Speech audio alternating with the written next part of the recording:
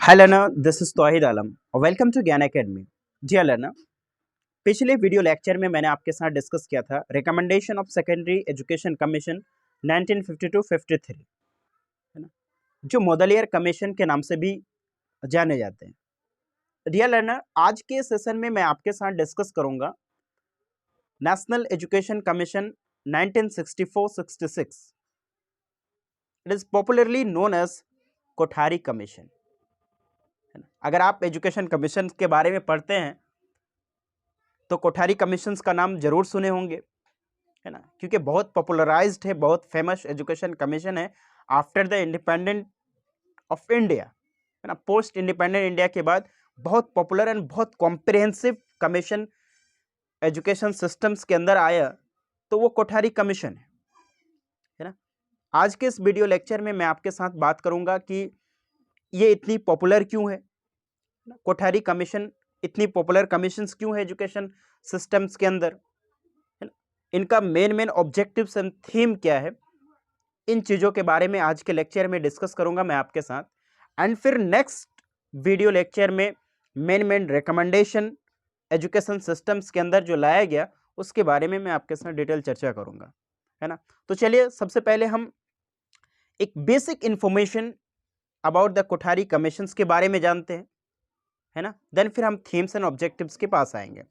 सबसे पहले ये commission, Kothari commission was an ad hoc commission set up by the government of India, और इसको जो फॉर्म्ड किया गया था, इसको जो बनाया गया था 14 जुलाई 1964। 14 जुलाई 1964 डेट याद रखना इसलिए भी बहुत ज़रूरी है क्योंकि आप एक कॉम्पिटिटिव एग्जामिनेशंस की प्रिपरेशंस कर रहे हैं तो कई बार डेट पूछा जाता है ना, इसलिए आप याद रखिए। इसका जो फॉर्मुलेशन किया गया था, Kothari commission was formed on 14 July 1964, right, है ना, ये आप जरूर याद रखें। एंड इनका जो चेयरमैन था, है ना, जिनके चेयरमैनशिप पे ये कमीशन फॉर्म्ड किया गया, बनाया गया, तो it was formed under the chairmanship of Daulat Singh Kothari, DS Kothari या दौलत सिंह कोठारी। और ये जो कोठारी है ना, इसी कोठारी के नाम से ये फेमस है कि कोठारी कमीशन, है ना। जैसे वहां पे मुदलियर कमीशन था, इसी तरीके से Kothari commission, it was famous in this नाम, है ना।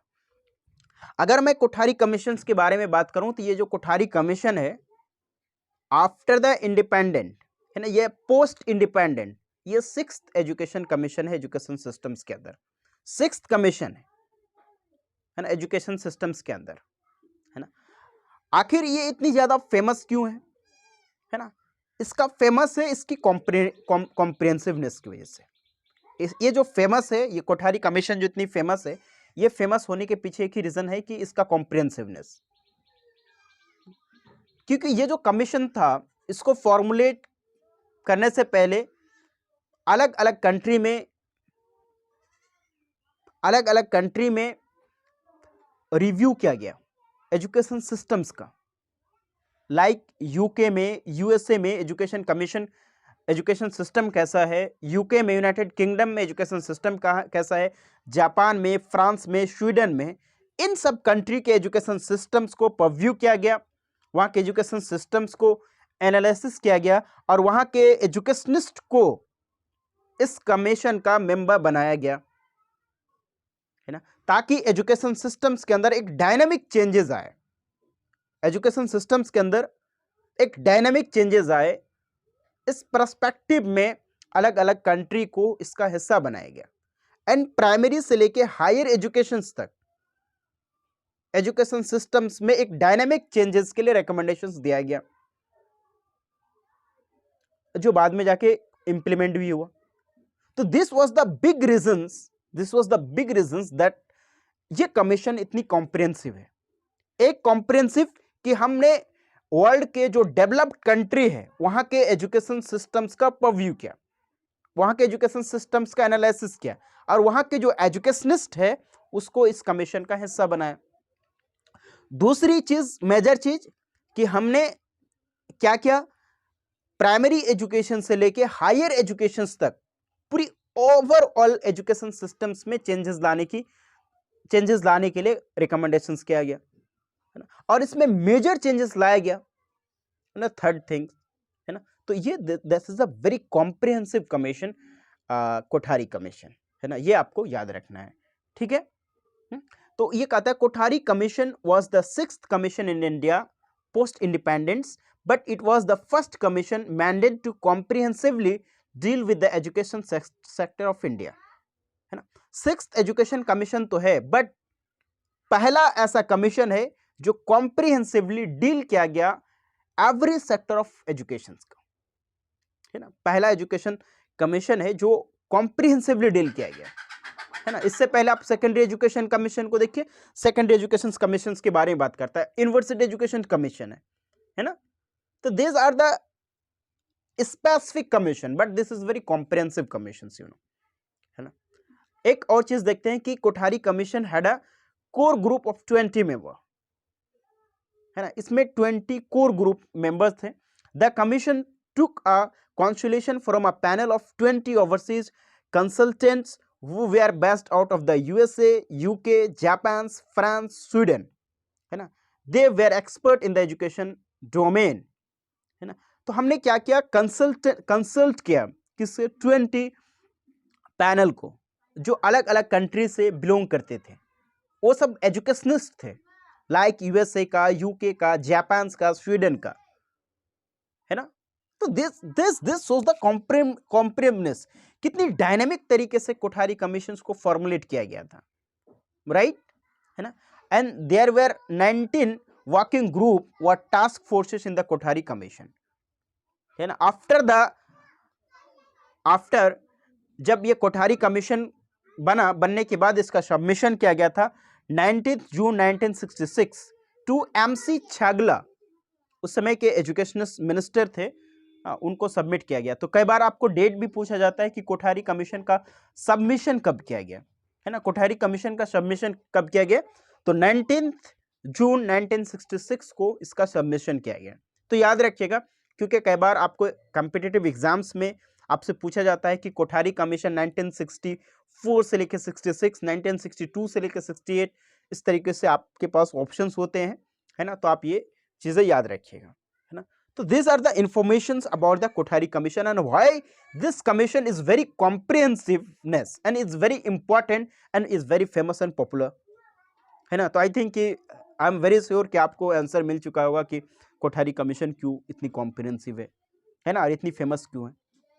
अब आते हैं हम ऑब्जेक्टिव्स एंड थीम में, वीडियो का सेकंड पार्ट में अब आते हैं ऑब्जेक्टिव्स एंड थीम में, है ना। ऑब्जेक्टिव एंड थीम में, ऑब्जेक्टिव एंड थीम में सबसे पहले इसका 4 मेजर थीम था, है ना, 4 मेजर थीम है। फर्स्ट थीम की बात करूं तो इंक्रीज इन प्रोडक्टिविटी, है ना। दैट मीन्स कि हमारी एजुकेशन बच्चों को ऐसी प्रोवाइड किया जाए, ऐसा एजुकेशन दिया जाए, शिक्षा ऐसी हो जिससे बच्चों के अंदर प्रोडक्टिविटी को इंक्रीज किया जा सके, उसके अंदर प्रोडक्टिविटी पावर को बिल्ड किया जा सके, right.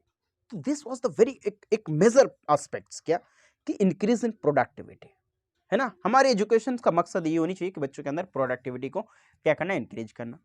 Second, promotion social and national integration, है ना, promotion social and national integration, ये बहुत बहुत बहुत इंपॉर्टेंट ये एस्पेक्ट है, ये थीम है, हमारा मकसद है कि promotion social and national integration. Third है एजुकेशन एंड मॉडर्नाइजेशन, है ना, एजुकेशन एंड मॉडर्नाइजेशन। इसमें एक बहुत अच्छी बात कहा गया था कि कल का एजुकेशन सिस्टम या एम्स ऑफ एजुकेशन या कंटेंट आज को डील नहीं कर सकता, है ना, या फिर आज का एजुकेशन सिस्टम टुमारो को डील नहीं कर सकता, कल को डील नहीं कर सकता, है ना। हमें वक्त और हालात के साथ साथ बच्चों के अंदर नॉलेज को बिल्ड करना है ना, उसके अंदर चेंजेस लाना है, उसके कंटेंट में चेंजेस लाना है ना। हम एक ही चीज सालों साल बच्चों को नहीं पढ़ा सकते। आप सोच के देखिए कि अगर 1950 में जो कंटेंट बच्चों को पढ़ाया जाता था, जिस मेथड्स के जरिए बच्चों को पढ़ाया जाता था, जो नॉलेज बच्चों को बताया जाता था, क्या आज के डेट में सेम उसी तरह का नॉलेज इंफॉर्मेशन बच्चों को दिया जाए तो क्या बच्चे एजुकेशन हासिल करने के बाद आज के जो ये मॉडर्नाइज्ड दुनिया है ना, टेक्निकल जो दुनिया है, इसको फेस कर पाएंगे? क्या इसको डील कर पाएंगे? क्या वो उनके अंदर प्रोडक्टिविटी होगा? ऑफ कोर्स नहीं, है ना, ऑफ कोर्स नहीं। आज के जो ये टेक्नोलॉजिकल दुनिया है ना, ये जो टेक्नोलॉजिकल दुनिया है, अगर आपको यहाँ पे ब्रीदिंग करना है, देन दैट मीन ब्रीदिंग करना है तो आपको अप टू डेट होना पड़ेगा, है ना। तो नॉलेज को अप टू डेट रहने की जरूरत है ना। तो एजुकेशन एंड मॉडर्नाइजेशन को कॉम्बिनेशन करने की बात किया गया। Fourth, developing social, moral and spiritual value, है ना। फोर्थ जो थीम था, developing social, moral and spiritual value. यही जो सोशल, मोरल, स्पिरिचुअल, इमोशनल, ये जो वैल्यू होता है ना, हमें हमारी पहचान दिलाता है ना। हमारी अस्तित्वता क्या है, हमारी एग्जिस्टेंस क्या है ना, उसे हमारी हमको हमें से पहचान दिलाती है ना। वी आर द सेम, है ना, we are the same, we have two hands, है ना, 1 हैंड 5 फिंगर्स है, 2 आईज है सबका, आवर ब्लड इज रेड, है ना, everyone's blood is red, but in entire country we are diversity, our language different, है ना, our colors different, है ना, our caste different, our religions different, हमारी geographical areas different, उसके बावजूद हम क्या है, एक है ना। तो डाइवर्सिटी इन यूनिटी का बेस्ट एग्जांपल इंडिया है ना, हमारा कंट्री, हमारा भारत, है ना। तो बच्चों के अंदर बाय एजुकेशन के जरिए इन्हीं सारी चीज़ों को क्या करना, डेवलप करना।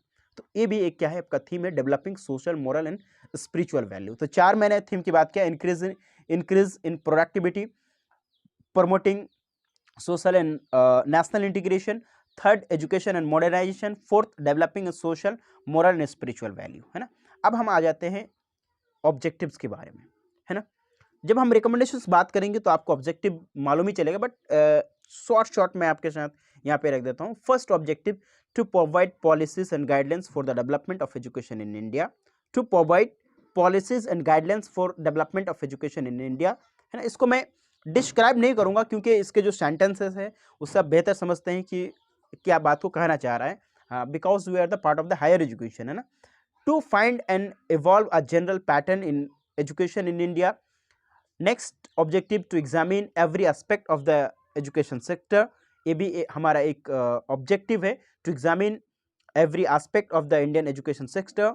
Next, although the Kothari Commission was established to review the entire education sector, 2 important domains were left out of its purview.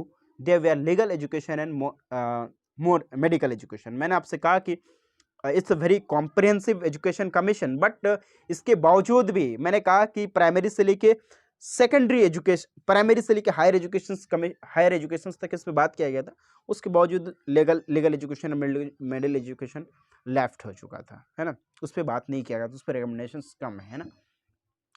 तो डियर फ्रेंड्स, आज के लेक्चर में हम ये दोनों चीज़ों पे चर्चा करें, 3 चीज़ों पे। एक introductory part of the national education commission, that is the Kothari commission. Second, 4 theme के बारे में बात किया, कुछ ऑब्जेक्टिव्स के बारे में बात किया इस कमीशन का। नेक्स्ट वीडियो हमारा बहुत इंपॉर्टेंट वीडियो होने वाला है, आप हमारे यूट्यूब चैनल्स के साथ जुड़े रहिए और सब्सक्राइब जरूर कर लीजिए, क्योंकि जो नेक्स्ट वीडियो है ना उसमें हम कम से कम 20+ रिकमेंडेशंस के बारे में बात करेंगे, एक रिकमेंडेशंस पे हम गहन अध्ययन करेंगे, है ना। तो thank you very much for watching this video.